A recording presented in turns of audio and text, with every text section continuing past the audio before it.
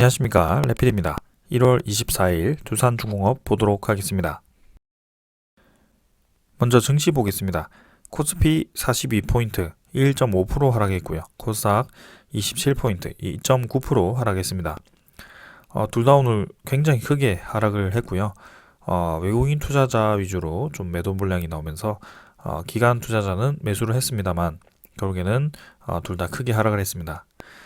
자, 이제 금요일에 나스닥이 2.7%, 다우가 1.3% 하락을 하면서 굉장히 미국 증시가 좋지 않았는데요. 사실 오늘 일본 증시라든지 중국 증시는 중간에 이제 반등을 하면서 마무리를 좀 했습니다. 하지만 우리나라 증시 같은 경우는 반등을 하지 못하고 그대로 쭉 내려버리는 그런 상황이었고요.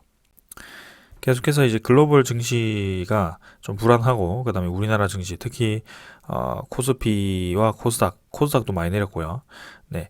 이 저점 라인이 무너지면서 지금 계속해서 하방으로 좀 증시가 눌러지는 그런 모습이 나오고 있습니다. 그래서 이럴 때는 이제 종목 위주로의 그런 강세보다는 좀 이제 전체적인 시장이 좋지 않기 때문에 종목 전체가 내려갈 수밖에 없는 상황이고요. 거기에 대해서 실적이 좀 부실하거나 아니면 그동안 이제 기대감으로 올라왔던 그런 종목 위주로 좀 하락을 할 가능성이 크다라고 계속 말씀을 좀 드리고 있습니다. 그래서 지금도 그런 현상이 좀 벌어지고 있는 것 같고요. 자, 코스피 먼저 보게 되면 일단 전 저점을 깨버렸습니다. 그래서 굉장히 이제 하락세가 심상치 않다. 하락세가 굉장히 강하게 내려가고 있다라고 보시면 될 것 같고요. 코스피가 이제 큰 하락 이후에 10% 정도 하락 이후에 어느 정도 이제 횡보 구간을 만들면서 2900 라인, 3000 라인을 회복을 하면서 좀 왔다 갔다 했는데요. 그 이후에 글로벌 증시가 굉장히 좋지 않게 되자 또 이제 추가로 쭉 내려가는 모습이고요. 지금 3000포인트에서도 추가로 또 10% 가량 떨어지는 그런 모습이 나오고 있습니다. 사실상 코스피는 지금 고점 대비해서 20% 가량이 지수가 떨어지는 그런 모양새고요. 월봉을 보았을 때도 20월봉선이 좀 이탈을 하는 그런 모습이 나오고 있습니다. 그래서 굉장히 지금 불안하게 진행이 되고 있고요. 금리 인상 때문이기도 하지만 사실 러시아가 이제 우크라이나를 침투를 한다든지 아니면 북한이 계속해서 미사일을 쏜다든지 언제든지 이제 중국도 대만에 침투를 할 수 있는 그런 상황이 되면서 뭔가 좀 이 국제적으로 좀 그런 대결 양상이 다시 한번 이게 진행이 되다 보니까 굉장히 투자자 입장에서는 관망을 할 수밖에 없는 그런 위기감이 좀 부각이 되고 있다. 그래서 유동성 자금이 몰려드는 그런 시장 자체가 안 그래도 이제 유동성 자금이 빠지면서 좀 이제 좋지 않게 느껴졌는데 이렇게 이제 글로벌 악재까지 좀 붙어버리다 보니까 좀 더 이제 증시가 빠져버리는 그런 모습이 좀 나오고 있는 것 같습니다. 자, 그래서 코스피 계속해서 내려가고 있는 모습이고요. 이제는 추가로 더 내린다면 2700선 초반, 그죠? 2700선 초반까지 내려간다면 이제 더 내려갈 구간이 사실 없다라고 보셔도 되는데요. 네, 더 내려간다면 이제 완전 패닉 상태죠. 그래서 그때까지는 좀 안 갔으면 좋겠습니다. 지금 생각보다 이제 증시가 좀 너무 많이 내리면서 좀 지지를 해야 되는 그런 종목들도 좀 같이 내리다 보니까 좀 구간이 힘든 구간이긴 합니다. 코스닥 지수도 마찬가지고요. 저점을 완전히 깨버리면서 지금 진행을 했고요. 그래서 코스닥 지수는 거의 10%가량, 고점 대비 10% 이상 지금 하락을 하면서 굉장히 크게 하락을 했습니다. 자, 지수를 보게 되면 이제 481선, 890포인트까지 거의 뭐 다 왔고요. 그래서 추가로 더 내렸을 때는 이제 한 2, 3% 정도 내리면 추가로 또 더 내릴 구간은 또 없어질 것 같습니다. 그래서 완전히 이제 지수가 무너졌고요, 지금은. 그래서 장기 이평선 하나를 걸친 채로 좀 이제 버티고 있는 그런 위태위태하게 버티고 있는 그런 모습입니다. 자, 금액도 사실 코스피 코스닥 외국인이 계속 빠져나가고 있고요. 기관 투자 조금 샀지만 크게 영향 없는 모습이고요. 그다음에 코스피도 마찬가지 외국인 투자자가 지금 그죠? 옵션 만기일 이후에 계속해서 매도를 이어가고 있는 그런 모습입니다. 그래서 그런 점에서는 굉장히 좀 분위기가 좋지 않게 진행이 되고 있고요. 코스피든 코스닥이든 모두 저점이 깨지면서 지금 뭐 하루하루 테마 위주로 그런 상승이 하락이 나오고 있기 때문에 섣불리 이제 진입을 했다가 손해를 볼 수밖에 없는 그런 자리입니다. 그래서 좀 장기적으로 오래 보는 종목 위주로 투자를 하시고 성장주, 가치주 위주로 투자를 하시는 게 결국에는 이런 하락장이 끝나고 다시 한번 상승장이 왔을 때 돈을 벌 수 있는 그런 길이라고 저는 생각을 합니다. 그래서 계속해서 그렇게 말씀을 좀 드리고 있고요. 미국 이 달러, 그죠? 달러 가치가 계속 올라가고 있습니다. 그래서 원 달러는 또 올라갔고요. 네, 1197원으로 더 올라갔습니다. 그래서 이제는 곧 1200원까지 임박을 했고요. 네, 계속해서 두드리고 있었기 때문에 이 1200원을 돌파했을 때 또 강하게 치고 나갈 가능성이 상당히 크다라는 점. 자, 그래서 환율이 계속 올라갈수록 우리나라 증시에는 사실 썩 좋은 영향을 미치지 않기 때문에 조금 네, 지켜볼 필요가 있을 것 같고요. 그 다음에 지수 선물을 보아도 지금 미국 증시라든지 아니면 해외 증시죠. 유럽 증시들이 모두 좋지 않습니다. 그래서 지수 선물도 이렇게 크게 좀 하락을 하고 있고요. 네. 그 다음에 채권이죠. 채권 수익률도 사실 좀 내렸습니다. 그래서 채권 수익률, 금리 인상에 의해서 사실 주가가 쭉쭉 떨어지는 그런 분위기였지만 그것뿐만이 아니다라는 것이 또 지금 나오고 있는 것 같고요. 채권 수익률이 상승률이 좀 안정화가 됐음에도 불구하고 증시 전체가 좀 하락하는 분위기입니다. 그래서 아무래도 그런 대형 투자자들의 그런 차익 물량이 나오기도 하고 아무래도 전쟁 위기감 그런 위기감으로 이렇게 차익 실현을 하는 그런 모습이 나오고 있기 때문에 이렇게 주가가 하락하는 것 같고요. 네. 그래서 우리도 좀 천천히 이 시장을 접근할 필요가 있다라고 말씀을 좀 드리겠습니다. 그래서 올해 1월은 굉장히 시장이 좋지 않기 때문에 좀 가볍게 좀 넘기고요. 설 지나고 이제 2월도 사실 뭐 좋을지는 모르겠습니다. 그래서 조금 여유롭게 올해는 올해 초반에는 좀 여유롭게 진입을 하고 네, 중반으로 갈수록 이런 좀 냉랭한 시장 분위기가 해소가 되면서 금리 인상이 진행되더라도 결국에는 이제 시장이 이제 체력이 길러지면서 그런 유동성 자금이 빠질 만큼 빠지고 이제 적절하게 자리를 잡았을 때 다시 한번 또 그런 종목 위주로 올라갈 가능성이 크기 때문에 조금만 더 기다려 보도록 하겠습니다. 그래서 지금 당장은 시장이 위기감이 좀 고조가 되고 있기 때문에 좀 지켜보는 것으로 하고 네, 있겠습니다. 자, 오늘은 여기까지 하고 종목 보도록 하겠습니다. 두산중공업 보겠습니다. 450원 하락해서 2.4% 하락했고요. 18,000원 마무리했습니다. 오늘 뭐 시간 외 거래는 크게 이상은 없었지만 또 이제 추가 하락을 하면서 18,000원 거의 이제 턱걸이를 했고요. 일별 거래량을 보았을 때는 370만 주, 또 크게 거래량은 많지 않았습니다. 근데 지금 보시면은 1월 13일 기준으로 해서 계속해서 주가가 떨어지고 있는 모습이 나오고 있고요. 사실 1월 12일 종가 29,000원 대비 지금 18,000원이면 사실 10% 이상이 떨어졌습니다. 그래서 야금야금 이제 거래량을 죽이고 계속해서 주가를 지금 떨어뜨리고 있는 그런 모습인데요. 이 과정에서는 사실 두산중공업 하나만 떨어지는 것이 아니고 전체적인 코스피 지수와 그다음에 글로벌 증시 전체가 좀 하락을 하고 있기 때문에 이 기간 동안 지수 하락률만 하더라도 거의 10% 가까이가 될 것 같습니다. 그래서 그 이상 하락한 종목들이 훨씬 많을 것 같고요. 그 다음에 두산중공업에서 이 유상증자 가격 좀 긍정적인 영향, 그 다음에 청량률을 높이기 위해서 좀 긍정적인 소식들을 매일매일 좀 내고 있는 것 같아요. 오늘도 좀 긍정적인 소식이 나왔는데 그럼에도 불구하고 지금 주가가 좀 눌리고 있는 모습이 나오고 있습니다. 자, 그래서 이제 네, 2차 유상증자 가격 결정 제가 중요한 날짜가 있다라고 했죠. 2월 3일, 2월 4일, 2월 7일이라고 말씀을 드렸는데요. 그 기간이 이제 다가오고 있습니다. 그래서 오늘 월요일이 지났고요. 화수목금 지나고 나면 이제 설 연휴 끝나고 이제 바로 2월 3일이기 때문에 거기에 대해서 이제 2차 유상증자 가격을 직접 네, 영향을 줄 수 있는 그런 기간이 왔습니다. 그래서 이번 주 4일 동안의 그런 가격에 따라서 네, 2차 유상증자 가격에 대해서 어느 정도 좀 갈피를 잡을 수 있을 것 같고요. 그 다음에 사실 이제 27일까지 신주 인수권이 상장되기 때문에 이번 주에 그 신주 인수권 그 거래가 이제 성사되기 위해서는 좀 더 이제 주가가 긍정적인 반응이 되었어야 하는 거죠. 근데 실상은 이제 이렇게 좀 계속해서 떨어지고 있는 그런 모습이 나오고 있습니다. 그 신주유수권 상장도 1월 27일부터 1월 21일부터 1월 27일이었는데요. 지금 이제 24일이기 때문에 25, 26, 27 단 3일 정도 남았습니다. 그래서 어떤 분이 이제 두산중공업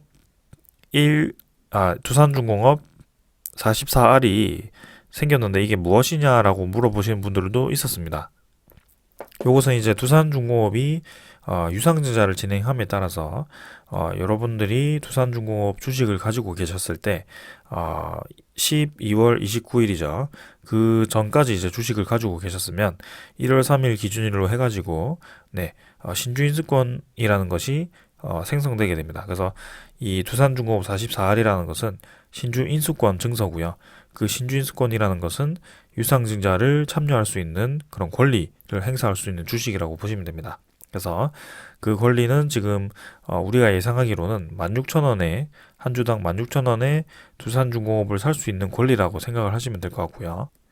신주유수권 가격이 이제 어느 정도 있기 때문에 그 가격과 16,000원을 합쳤을 때 지금 가격보다 이제 올라갈 거라고 생각한다면 이제 유상증자 참여가 적절한 방향이겠고요. 만약에 이제 떨어질 거라고 생각한다면 뭐 그냥 익절을 하셔도 상관없는 방향이겠습니다. 그래서 그렇게 이제 결정이 되는 거고요. 그 청약일은 이제 2월 9일에서 2월 10일까지 그죠? 2월 10일부터 2월 11일까지 구주주 청약이 이루어지기 때문에 참고를 하시면 될 것 같습니다. 자, 그럼 이제 그렇게 진행이 되고 차트를 좀 보게 되면요. 사실 241선을 지금 좀 강하게 이탈을 했습니다. 그래서 갭으로 지금 두산중공업이 241선을 이탈을 해버렸고요. 우리가 지켜보고 있는 그 마지막 최후의 지지 라인까지 지금 주가가 좀 떨어진 그런 모습입니다. 사실은 이제 요 정도에서는 요 정도가 이제 하락했으면 반등을 해야 되는 그런 자리이기도 하고요. 그런 자리가 원래는 맞습니다. 그리고 신주인수권 상장이 되었을 때 유상증자 청약률을 높이기 위해서는 주가가 좀 긍정적인 방향으로 진행되어야 되기 때문에 회사 입장에서도 좀 좋은 소식들을 바로바로 공시화를 할 것이다 라고 말씀을 좀 드렸고요. 그래서 신주 인수권 증서가 상장된 기간 동안 지금 벌써 3개의 좋은 소식이 나왔습니다. 첫 번째는 사우디발 주 단조 1조 계약 소식이고요. 그 다음에 두 번째는 이집트와 그죠? 그 해수 담수화죠. 해수 담수화 플랜트를 아주 큰 규모로 짓는다. MOU 체결을 했고요. 그 다음에 세 번째는 오늘 이제 나중에 얘기를 드리겠지만 독일발 ESS 그 ESS가 아니고 폐자원 에너지화 플랜트 그것을 이제 수주를 좀 했습니다. 그래서 이렇게 계속해서 이 기간 동안 좋은 소식을 내고 있음에도 불구하고 지금 주가가 굉장히 약세를 띠고 있다. 그것도 이제 거래량이 죽은 채로 약세를 띠고 있다라는 점이고요. 그래서 그중 일부는 이제 제가 이전에 좀 말씀을 드렸습니다. 지금 이제 공매도가 급증을 했던 그 날짜가 딱 정해져 있었고 1월 13일부로 해가지고 공매도가 급증을 하기 시작했고 그 기간부터 해가지고 공매도량이 굉장히 많았던 그날이었다. 그래서 거기에 대해서 이제 두산중공업이 신주 인수권 증서를 30% 정도는 참여하지 않고 장외 대량 매매로 이렇게 거래를 하는 모습이 나왔고요. 거기에 대해서 그 대량 매매를 하는 기준에서 보면 신주인수권 증서 가격에서 그게 이제 780만 주였나요? 네, 그 정도였습니다. 그래서 그 정도를 곱했을 때는 상당하다는 거죠. 네, 그래서 신주인수권 증서 가격만 하더라도 지금 100억 이상이 되는 가격인데 그것을 이제 두산중공업의 유상증자 참여까지 생각을 한다면 이 신주인수권 가격이 낮을수록 유리하다라는 거였죠. 그래서 결정된 것이 2,580원에 유상증자 가격, 신주인수권 증서 가격이 결정이 되었고요. 두산이 이제 장외 대량 매매로 780만 주 정도를 이제 누군가 이제 거래를 했다라고 합니다. 실제로 이제 이 거래가 되자마자 첫날부터 이 신주인수권 증서가 급등을 했고요. 3,200원까지도 올라갔던 그런 이력이 있습니다. 거기에 대해서도 이 신주인수권 증서에 대해서 대량으로 거래를 하는 그런 세력 간의 그런 이해관계가 있었다라는 점을 또 말씀을 드렸고요. 오늘 같은 경우는 이 신주인수권 증서가 좀 하락을 했는데 거기에 대해서도 나중에 다시 보도록 하겠습니다. 자, 그러면 이 주식이 계속해서 떨어지는데, 이게 두산중공업이 올라갈 타이밍이라고 했는데, 왜 떨어지느냐라고 물어보시는 분들이 좀 있는 것 같아요. 근데 지금 이 종목들이 사실은 뭐 떨어지는 것이 당연한 거라고 제가 말씀을 드릴 수밖에 없는 것이, 일단 시장 분위기가, 네, 너무 좋지 않습니다, 지금. 사실 제 예상, 보다 좀 더 시장이 지금 급락을 하고 있는 그런 상황이고요. 어느 정도 이제 코로나에 대해서 그런 버블이 터지면서 좀 시장이 하락하는 방향으로 갈 것이다라고 예상은 했지만, 그게 이렇게까지 급하게 좀 이제 하락할 것인가라는 생각을 좀 하게 되었습니다. 그래서 그만큼 이제 시장이 좀 급락을 하면서 좀 이제 대형주, 그 다음에 그런 거 할 것 없이 기술주까지도 사실 잘 버티던 반도체 종목까지도 지금 크게 하락을 해버리는 그런 상황이 와버렸습니다. 그래서 두산중공업도 그런 하락을 피하지 못한 것 같고요. 네. 그 다음에 이제 의도적으로 이제 주가가 좀 관리되는 신주인수권 증서라든지 그런 공매도를 이용해서, 그죠? 공매도를 이용해서 신주인수권 증서 가격을 좀 결정하기 위해서 어느 정도 주가를 누른 감도 있고요. 그래서 그런 것 때문에 계속해서 이제 주가가 좀 하락을 하고 있는 그런 모습입니다. 그래서 신주인수권 증서 하락이 끝났다라면 이제 주가가 반등을 해야 된다라고 제가 말씀을 드렸었는데요. 지금 보시면은 추가로 이제 증시가 좋지 않으면서 더 떨어지는 모습이죠. 그렇다는 것은 사실 2차 유상증자 가격까지도 떨어뜨려 가지고, 네, 그 유상증자 가액을 완전히 떨어뜨리고 이제 진행을 하겠다라는 것도 좀 그렇게 이해관계가 성립을 할 수도 있습니다. 그래서 만약에 이 유상증자 전체가 좀 공매도 세력에 의해서 좀 지배가 되고 있다라는 것은, 지배가 되고 있다면 공매도 상환 입장에서는 이제 유상증자 가액과 그 직접적인 거래가 되기 때문에 상환 가액이 아마 유상증자 가액이 될 겁니다. 그래서 유상증자 가격이 낮아질수록 공매도 세력 입장에서는 이득을 볼 수밖에 없는 그런 구조고요. 네. 그래서 근데 또 기업 입장에서는 유상증자 가격이 떨어질수록 이제 기업이 모집하는 금액이 떨어질 수밖에 없고, 그 다음에 특히 이런 신주인수권 가격이 형성되는 이 기간 동안 주가가 계속해서 떨어진다면 일반 구주주 여러분들이 이제 청약률이 떨어질 수밖에 없는 그런 상황이 나온다라는 거죠. 근데도 이제 그런 이제 예측을 하고 뭐 그런 이해관계가 좀 성립을 한다면 또 그런 방법으로 이제 진행을 할 것 같고요. 어떤 방법인지 모르겠지만요. 그래서 일단 주가는 지금 좀 낮아지는 방향으로 가고 있기 때문에 이대로 간다면 이제 2차 유상증자 가격까지도 떨어질 수도 있다라고 생각할 수밖에 없을 것 같습니다. 자, 그래서 18,000원 정도에서 지금 진행이 좀 되고 있는데요. 만약에 추가로 더 하락을 한다 라고 했을 때는 뭐 좀 더 떨어질 수도 있겠지만, 이제 증시 분위기에 따라서 이제 증시가 좀 많이 내리기도 했고요. 좀 반등해야 되는 타이밍이기도 하기 때문에 만약에 진짜 패닉셀로 간다면, 네, 두산중공업도 가차없이 떨어질 거고요. 거기에 대해서 코스피, 코스닥 종목 모두 다 떨어질 수밖에 없을 겁니다. 근데 그런 상황이 아니고 증시가 좀 반등을 한다라면 이런 과정과 같이 이제 또 양봉이 나오면서 반등을 할 수밖에 없고요.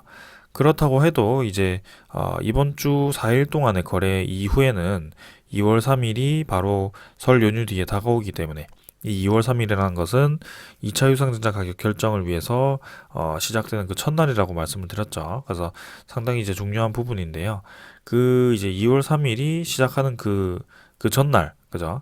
설 연휴 전날의 종가가 만약에 18,000원 정도에서 시작을 한다면, 네, 2월 3일에 좀 주가가 많이 오른다라고 하더라도 사실 이 주가 좀 한계가 있을 수 있습니다. 그래서 2월 3일, 2월 4일, 2월 7일에 이 3일 동안의 평균 주가와 그다음에 2월 7일의 종가의 그 두 개를 이제 산술 평균을 했을 때 이 주가가 2만 원보다 떨어질 경우에는 이 1차 유상증자 가격 16,000원보다 2차 유상증자 가격이 떨어지게 됩니다. 그래서 1차 유상증자 가격과 2차 유상증자 가격 비교를 했을 때 둘 중에 이제 낮은 것을 선택을 하기 때문에 2차 유상증자 가격이 2만 원보다 평균보다 낮아졌을 경우에는 16,000원보다 떨어지기 때문에 그 2차 유상증자 가격이 네, 선택이 될 거고요. 그 다음에 그 2차 유상증자 가격이 선택이 되면 그 2월 7일에 그 종가와 이제 60%를 곱해서 또 이제 비교를 하게 됩니다. 그래서 둘 중에 큰 가격을 이제 결정을 하게 되는데, 네, 18,000원 근처에서 60%를 곱하면 이제 2차 유상증자 가격보다는 훨씬 낮을 수밖에 없을 겁니다. 그래서 아마도 그 2차 유상증자 가격에 의해서 유상증자 가격이 결정이 될 거라고 생각을 합니다. 자, 그래서 만약에 네, 지금 정도 가격에서 뭐 크게 2월 3일, 2월 4일, 2월 7일에서 가격이 오르지 못한다라고 가정을 좀 해봅시다. 지금 증시 분위기도 그렇고요. 사실 지금 이런 좋은 호재가 막 터지는 상황에서도 주가가 계속 눌러지고 이런 움직임 보았을 때는 생각보다 이제 반등을 많이 하지 못할 수도 있겠다라는 생각을 좀 합니다. 그래서 이 3일 동안의 평균가액이 만약에 이제 19,000원 정도라고 생각을 해보았을 때는 이 2차 유상증자 가격은 0.8을 곱하면 되거든요. 이 0.8을 곱하게 되었을 경우에는 15,200원이 나오게 됩니다. 그래서 그 15,200원이 나오게 되면 16,000원 1차 유상증자 가격과 2차 유상증자 가격이 이제 이렇게 비교를 했을 때 15,200원이 더 싸게 되죠. 그래서 그 15,200원이 설정이 되게 되고요. 그 다음에 그날 2월 7일의 종가 대비해서 이제 0.6을 곱했을 때 사실 평균가액이 19,000원이 나오기 위해서는 뭐 평균 정도라고 생각을 합시다. 그래서 요거를 곱하더라도 사실 뭐 10,000원 초반대이기 때문에 사실 크게 중요하지 않습니다. 그래서 2차 유상증자 가격이 바로 이제 결정될 가능성이 크고요. 최종 유상증자 가격으로요. 그래서 15,200원으로 최종 유상증자 가격이 아마 결정될 수도 있습니다. 만약에 19,000원 정도라면요. 그래서 19,000원이라고 하더라도 지금보다 이제 1,000원이 더 올라야 되기 때문에 한 5% 정도를 반등을 해줘야 됩니다. 그런 상황이고요. 그러면 15,200원일 때 이 유상증자 모집 금액은 얼마인가? 그래서 8,200만 주 정도를 곱하게 되면 1조 2,500억 정도가 됩니다. 그래서 원래 모집 금액인 1조 3,200억보다 700억 정도가 좀 하락을 하게 되는 것이죠. 그래서 그 700억 정도를 어디서 메울 것인지, 채무 상환 자금에서 또 뺄 것인지, 아니면 신사업 투자, 뭐 연료전지라든지, 아니면 가스터빈, 뭐 해상풍력, 그다음에 SMR 요 중에 이제 하나를 뺄 것인지, 뭐 그렇게 좀 검토를 좀 하지 않을까 그런 생각입니다. 그래서 하지만 우리가 예상보다 달리 또 이제 증시가 빠르게 안정화가 되고 그 다음에 뭐 국제 정세가 이제 러시아와 뭐 그런 서방이 극적 타결을 하면서 그 다음에 생각보다 이제 그런 물가 상승률이 높지 않기 때문에 그런 미국 FOMC가 이제 이번 주에 열리죠. 거기에 대해서 또 이제 FOMC에서 긍정적인 신호가 나온다면 증시가 이제 또 급 반등할 가능성이 큽니다. 그럴 때는 이런 이제 힘없이 떨어진 하락에 대해서 바로 이제 반등을 할 가능성이 크기 때문에 또 이제 그런 식으로 형성이 된다면 그래서 2만 원 정도의 형성이 된다면 우리가 예상하던 대로 16,000원이 유상증자 가격으로 결정될 가능성이 크다라고 생각하시면 되겠습니다. 사실은 1조 2,500억을 모집하더라도 저는 크게 문제가 없을 거라고 생각을 하고 있고요. 그래서 평균가액이 지금 좀 떨어지긴 했습니다만 여기서 조금 반등을 하면서 19,000원 정도로 형성이 되더라도 크게 지금 무리가 없는 수준이다라고 보시면 되겠습니다. 그래서 크게는 계속해서 횡보를 하고 있는 것은 여전하고요. 지금 증시 분위기가 좀 상당히 좋지 않으면서 두산중공업이 사실 깨지 않던 그 흐름 자체를 잠깐 깼는데요. 이런 패턴들은 증시가 반등을 하거나 다시 한번 뭔가 증시가 안정화가 되거나 이렇게 했을 경우에는 금방 이제 회복하는 형태를 보일 겁니다. 그래서 크게 걱정할 필요 없이 보시면 될 것 같습니다. 자, 그 다음에 이제 월봉 같은 경우도 아직 여유가 있고요. 조금 더 떨어지긴 했습니다만 좀 더 횡보를 하고 있는 그런 모습입니다. 그래서 크게 뭐 걱정할 필요 없이 진행을 하고 있고요. 투자자를 보시면 이제 기관이 57만 주 매수를 했고요. 외국인 투자자가 49만 주 매수를 했습니다. 그래서 그동안 1월 13일 기준으로 해서 계속해서 이제 매도를 하고 있던 그런 기관 투자자가 드디어 이제 매수를 좀 했고요. 금융투자 29만 주 매수했지만 사실 뭐 크게 중요하지 않다라고 제가 말씀을 드렸습니다. 왜냐하면 언제든지 팔고 뭐 매수하고 뭐 이런 식으로 반복을 하기 때문에 크게 이 수급에 대해서 신경 쓸 필요가 없는 세력이다. 그리고 보험 투자자는 좀 이제 꾸준히 매수를 하다가 지금 1월 초부터 해가지고 좀 많이 매도를 하고 있는데요. 여기에 대해서도 뭐 보험 투자자도 뭐 크게 네, 이 두산중공업의 대세에 영향을 줄 만큼 하루하루에 막 쏟아내고 있다라고 보긴 어렵고요. 어느 정도 차익 실험 개념으로 진행을 하고 있기 때문에 괜찮다. 그다음에 투신 같은 경우도 이제 매도를 끝내고 매수세로 좀 전환을 해주는 그런 모습이고요. 그다음에 우리가 주목을 하고 있는 연기금 투자자가 또 매수를 했다라는 점이죠. 그것도 32만 주를 매수를 하면서 그동안 이제 1월 13일부터 좀 조용하던 사실 1월 초부터죠. 1월 초부터 좀 1월 6일부터네요. 좀 조용하던 그런 매매를 깨고 다시 한번 크게 매수를 하는 모습이고요. 결국에는 올해 들어가지고 계속해서 두산중공업을 또다시 순매수를 해주고 있다라는 점이죠. 그래서 기관 투자자가 그만큼 이제 연기금 투자자가 차지하는 비중이 크다라는 점이고요. 다른 기관 투자자는 조금 팔았지만 결국에는 연기금 투자자가 그만큼 두산중공업을 장기로 보고 투자를 하고 있다는 점을 계속해서 보시면 될 것 같습니다. 원래는 이전에는 연기금 투자자가 이 유상증자 신주 상장 전에 좀 매도를 하는 그런 경향이 있었는데 지금은 계속해서 매수를 하고 있는 그런 모습이 보이고 있고요. 이 매수세가 어디까지 언제까지 이어갈 것인지 계속해서 주목을 해보겠습니다. 그 다음에 사모펀드도 좀 매도를 계속하고 있고요.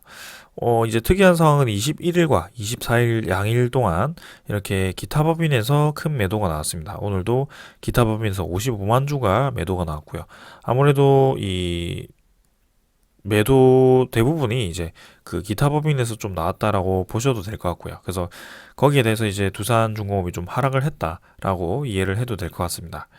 자, 그 다음에 거래원을 보게 되면 확실히 계속해서 좀 이 매도 상위권에 있는 증권사들이 좀 눈에 띕니다. 특히 이제 매수세보다 매도세가 아주 많은 그런 이 증권사들이 있고요. 미래에셋 증권이 오늘은 매도가 많았고요. 98만 주, 그다음에 매수는 44만 주 정도고요. 공교롭게도 두 개 차익을 보면 54만 주 정도가 매도가 나왔고요. 기타 법인 물량과 거의 비슷한 모양이고요. 그래서 또 미래에셋 쪽에서 그런 매도 물량이 쏟아진 것이 아닌가. 하지만 신한투자에서도 계속해서 이렇게 받아주는 그런 매수세도 좀 있었고요. 아무튼 뭔가 지금 두산중공업 이 매매 패턴과 그 매매 거래 이 의도를 파악하기가 사실은 굉장히 어렵습니다. 공매도도 활발하게 이용이 되고요. 그 다음에 워런트 상장도 앞두고 있고, 그 다음에 워런트 만기도 앞두고 있고, 유상증자 신주 상장도 앞두고 있고, 이렇다 보니까 그다음에 대주주에 대해서 780만 주 정도가 또 이렇게 유상증자 참여가 되지 않고 신주인수 권증서가 대량 장외 매매가 되면서 굉장히 이 셈법이 복잡해졌거든요. 그래서 사실 우리가 이것을 정확하게 파악하고 주가 흐름을 맞춘다라기보다는 거기에 초점을 맞추기보다는 지금 전체적인 흐름을 보았을 때는 뭔가 이제 의도적으로 좀 주가가 형성이 되고 있기도 하고 그 다음에 증시 분위기가 굉장히 좋지 않기 때문에 이런 식으로 좀 약세를 띠는구나라고 생각을 하시면 될 것 같습니다. 그래서 거기에 대해서 너무 걱정할 필요가 없고요. 두산중공업에 대해서 우리가 계속해서 지켜보던 그런 중요한 소스들이 있기 때문에 거기에 대해서만 좀 집중을 하고 앞으로 이제 시장이 안정화될 때까지만 좀 기다리시면 될 것 같습니다.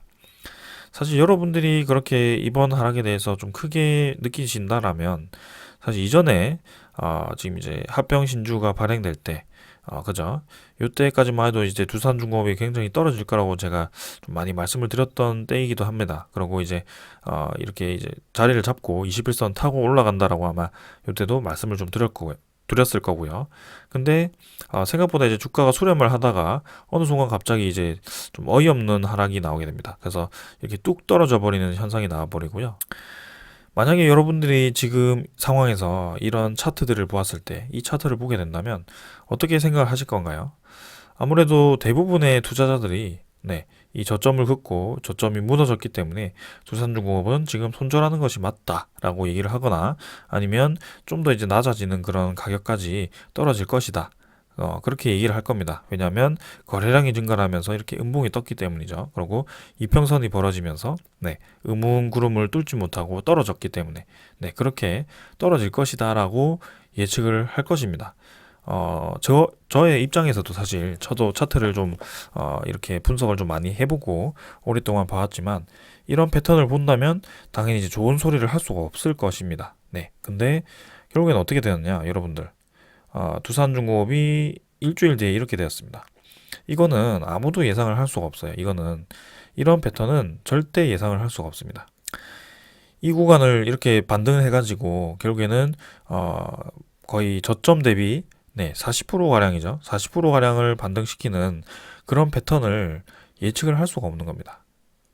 그죠? 그래서 여러분들이 차트를 이해를 하고 이 차트를 보고 투자를 한다는 것은 사실 좀 어렵습니다, 많이. 네. 그래서 거기에 대해서 너무 집중을 하지 말라고 말씀을 드리는 거고요. 딱 한번 보십시오. 자기가 이제 좀 차트를 안다. 내가 차트를 좀 봐서 안다라고 하시는 분들도 사실 이런 두산중공업과 같은 좀 어려운 종목들을 보시면 차트가 예상이 안 됩니다. 네. 여기서도 누가 이렇게 쭉 올라간다라고 예상을 하겠습니까? 아무리 그 미국과 한국이 원전 협상을 한다라고 하더라도 이런 상승은 예상을 할 수가 없어요. 그러면 이런 종목들은 누가 수익을 보느냐? 결국에는 기업의 가치를 길게 보고 그 가치에 대해서 분석을 끝내고 그 다음에 앞으로의 시장 방향이 두산중공업을 향하고 있기 때문에 우리가 기다리고 있는 거고 이런 하락을 버틸 수 있는 거고요. 그래서 우리가 뭐 이런 상승이 나온다고 하더라도 결국에는 이런 상승이 나올 거라고 예상을 하고 기다리는 거죠. 근데 언제 나올 것인지는 알 수가 없습니다. 뭐 여기서 나올 수도 있고요. 아니면 좀 더 횡보하다가 나올 수도 있고요. 근데 결국에는 우리가 목표했던 가격까지 가는 것이다. 그래서 심적으로도 여유가 좀 생기고 시장을 전체적으로 볼 수 있는 그런 이 여유도 좀 생기는 겁니다. 그래서 차트에 너무 민감하게 반응할 필요가 없다라고 말씀을 좀 드리겠습니다.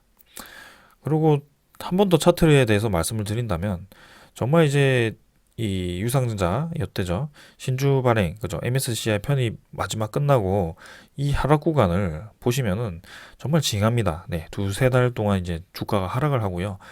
이 17,000원에서 9,800원까지 거의 반토막 나는 동안 버텼을 사람들이 몇 명이나 있을까요? 대부분의 이제 주주들은 나왔을 겁니다. 그래서 반등 이후에 쭉 올라갔다가 또 요 하락하는 구간도 사실 예상이 되지 않았고요. 꾸준히 잘 올라가다 이렇게 급락하는 구간, 그리고 급락 이후에 다시 급등을 하는 구간, 이것들은 우리가 예상할 수 없는 범위에 있다라는 겁니다. 그죠? 그래서 굉장히 어려운 부분이고요. 그래서 지금도 사실 증시 분위기 그 다음에 두산중공업의 그 세력에 의해서 주가가 관리가 되고 있다면 그들의 의도대로 좀 진행될 가능성이 크다라는 겁니다. 그래서 지금 당장에서야 두산중공업이 막 거래량이 터지면서 아래로 하방으로 막 눌러지는 것이 아니기 때문에 이 종목 자체로 지금 좋지 않은 소식이 있는 것도 아니고요. 그래서 전혀 지금 가격에 대해서 막 걱정할 필요가 없다라는 거죠. 그래서 우리가 기다리던 그 연기금 투자자도 또 이렇게 32만 주를 매수를 했고요. 저가 매수를 했고요. 우리도 이제 유상증자 가격을 그죠? 참여를 하기 위해서 기다리고 있는 상황이고요. 그런 상황입니다. 그래서 너무 걱정할 필요 없다. 네, 그렇게 말씀드리면서 이제 공매도 잔고 한번 확인을 해보도록 하겠습니다. 자, 공매도 잔고가 오늘은 좀, 또 늘었습니다. 보시면은, 잔고가 이제 1630만 주로 전일 대비해서 1500만 주 대비해서 130만 주가 증가를 했고요. 역시나 이제 업틱룰과 그 다음에 전체 공매도 거래량이 많다 보니까 이 공매도 거래도 활발한 것 같습니다. 그래서 거기에 대해서 공매도 잔고도 좀 많이 늘었고요. 자, 분명히 뭔가 의도를 가지고 이렇게 공매도 수량을 계속 늘려가고 대차 수량을 늘려가고 있다라고 보여집니다. 원래는 이제 신주입권 증서 가격을 낮춘다. 거기에 이제 제가 초점을 맞췄었고요. 두 번째는 이제 어떻게 될지. 사실 이제 유상증자 가격이 떨어질수록 공매도 상환 입장에서는 유리하다. 네, 또 그렇게 말씀을 드릴 수가 있겠네요. 자, 그래서 일단은 1월 21일, 그죠?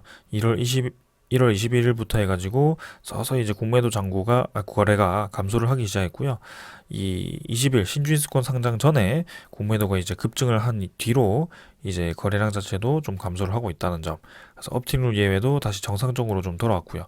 그래서 확실히 1월 13일부터 이 일주일간 신주인수권 상장 일주일 동안 신주인수권 상장 전 일주일 동안 공매도 거래가 활발했고 확실히 신주인수권 증서와 유상증자와 이 공매도가 관련이 있는 것이 보인다. 네, 그렇게 말씀을 좀 드리겠습니다.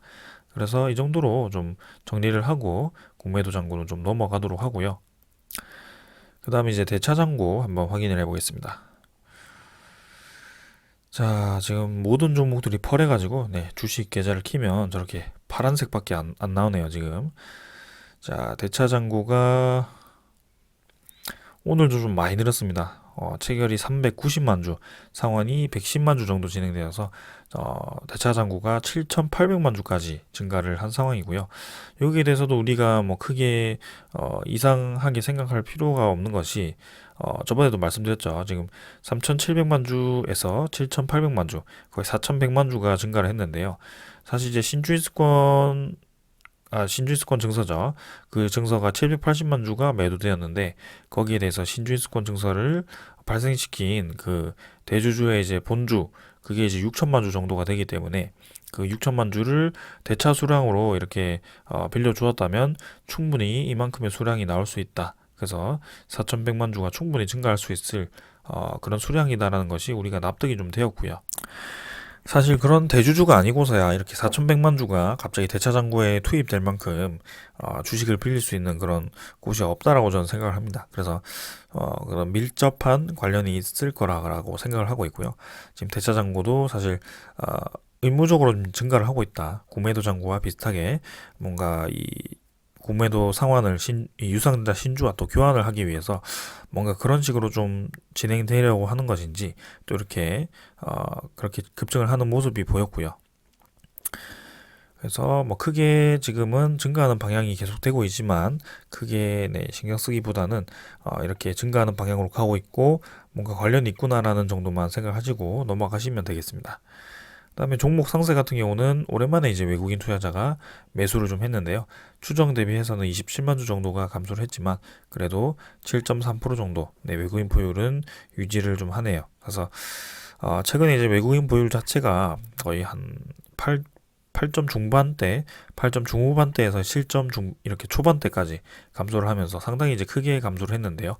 거의 이제 한 700만 주 정도 감소를 한 것 같습니다. 자, 거기에 대해서 아마 공매도를 미리 쳐놨지 않을까라는 생각도 하고 있고요. 거기에 대해서 이제 외국인 지분이 언제 급증을 하는지 또 이제 같이 지켜보면 될 것 같습니다. 그래서 이 정도로 넘어가도록 하겠습니다. 자, 그래서 오늘 또 소식 하나 봐야겠죠. 아무래도 이제 또 좋은 소식이 하나 나왔었는데 주가에는 크게 반영되지는 못했습니다. 하지만 분명히 좋은 소식이면 틀림없고요.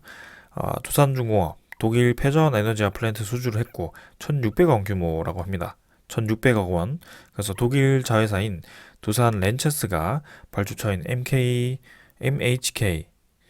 W 비스바덴으로부터 1,600억 원 규모의 비스바덴 패전 에너지아 플랜트 착수 지시서를 접수를 했다라고 밝혔다라고 합니다.